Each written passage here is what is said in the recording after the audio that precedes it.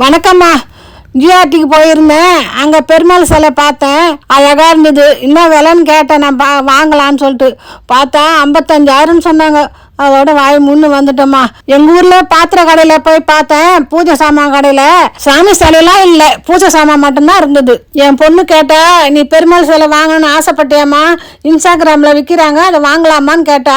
பார்க்கறதுக்கு நல்லா இருந்ததுன்னா வாங்குமான்னு சொன்னேன். இன்ஸ்டாகிராம் பேஜ் பூஜா லேன்லேருந்து வாங்கியிருந்தேன். அந்த பேஜில் இருந்து அவங்க கிட்ட வந்து சாமி சிலைங்க, பூஜை சாமானுங்க நிறைய இருக்கு அழகழகா. உங்களுக்கும் இந்த மாதிரி வாங்கணும்னு ஆசைப்பட்டீங்கன்னா இவங்களோட விவரத்தை கீழே கொடுக்குறேம்மா.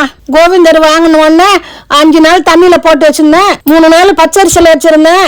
9வது நாள் எடுத்து அவருக்கு பூஜை பண்ணேன். தண்ணி ஊற்றி தயிர் ஊற்றி அபிஷேகம் பண்ணம்மா. அவருக்கு வந்து குங்கும பொட்டுலாம் வச்சுட்டு பூ போட்டு துளசி போட்டு அலங்காரம் பண்ணம்மா. நெய்வேத்தியமா வந்து வெத்தலைப்பாக்கு வாழைப்பழம் அதை வச்சு பண்ணம்மா. நீங்க நம்புவீங்களோ நம்ப மாட்டீங்களோ தெரியாதும்மா.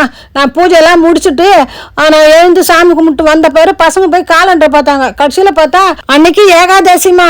நான் காலண்டர்ல எனக்கு பார்க்கறது கிடையாது, படிக்கவும் தெரியாது. நான் வந்து 9 நாள் கணக்கு வச்சுட்டு நான் செய்தேன். பார்த்தா சந்தோஷமா இருக்குது. பசங்க வந்து காலண்டர்ல பார்த்து சொன்னாங்க ஏகாதசிமா இன்னைக்கு அப்படின்னு. அவருக்கு வைக்கிற தண்ணியில வந்து கொஞ்சோண்டு ஏலக்காய், கிராம்பு, பச்சை கற்பூரம், துளசி இதெல்லாம் போட்டு அவருக்கு வைக்கணும்மா. இவரை வேணுன்றவங்க விஷ்ணுன்னு கமெண்ட் பண்ணுங்கம்மா. வணக்கம்மா.